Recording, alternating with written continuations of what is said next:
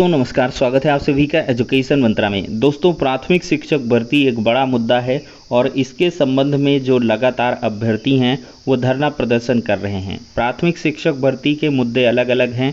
कुछ छात्र तो नई प्राथमिक शिक्षक भर्ती की मांग कर रहे हैं, लेकिन बहुत सारे ऐसे छात्र भी हैं जो कल की डेट में देखा जाए तो लखनऊ में एक बड़ा धरना प्रदर्शन किए, लेकिन उसका जो कहले परिणाम है वो लगभग शून्य ही निकला है, क्योंकि इससे कोई प्रभाव नहीं पड़ा।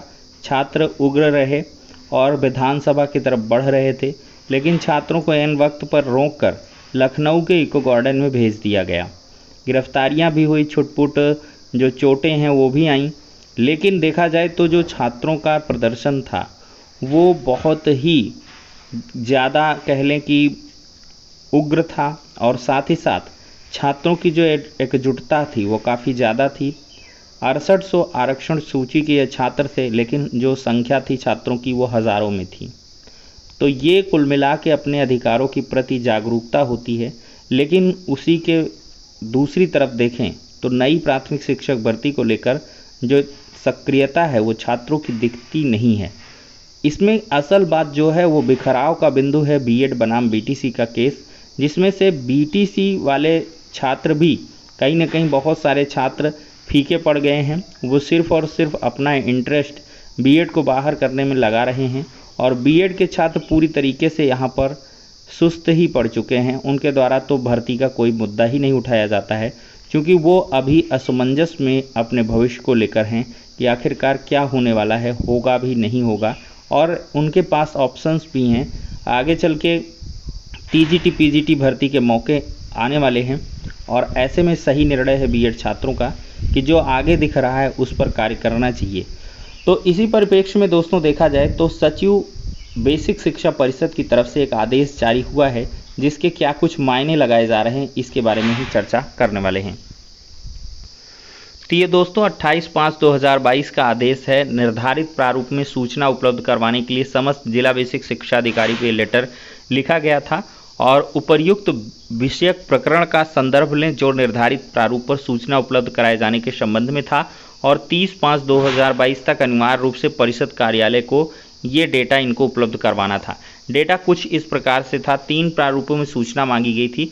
शिक्षकों के संबंध में सूचना मांगी गई जो 1/1/2020 से 25/5/2022 के मध्य जो निलंबन हुआ है, जनपद का नाम, शिक्षक का नाम, पद, कार्यरत विद्यालय, निलंबन तिथि, निलंबन का कारण, जांच, ये सब पूरी आख्या, अभियुक्ति, ये सारे विवरण और 69,000 से जुड़ा हुआ मामला 1/1/2020 से 25/5/2022 तक का ये डाटा मांगा गया। जनपद का नाम, शिक्षक का नाम, कार्यरत विद्यालय, निलंबन का तिथि। अच्छा, नीचे वाले में 69,000 भर्ती का ये देख लीजिए, ग्रेस मार्क्स पर आधारित विवरण, जो registration number, high school, intermediate या स्नातक प्रशिक्षण, किसी में भी अगर उसने ग्रेस मार्क्स पाए हैं तो ऐसे कितने शिक्षकों की नियुक्तियां हुई ये विवरण मांगा गया और जनपद द्वारा परिषद से मांगे गए मार्गदर्शन का विवरण, मार्गदर्शन का विषय स्पष्ट उल्लिखित किया जाए, मार्गदर्शन मांगे जाने की तिथि, पत्र जिसके द्वारा मार्गदर्शन मांगा गया।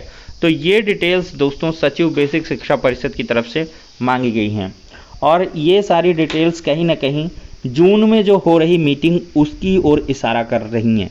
दोस्तों जो विभागीय सूचनाएं हैं बेसिक शिक्षा विभाग से ये मिल रही हैं कि जून महीने में जो अंतर जनपदीय तबादले हैं या जनपद के भीतर तबादले हैं उन सब की प्रक्रिया शुरू होने वाली है और इसके लिए जल्द ही गाइडलाइंस जून के प्रथम सप्ताह में जारी हो सकती हैं और इसके लिए कार्य भी होगा।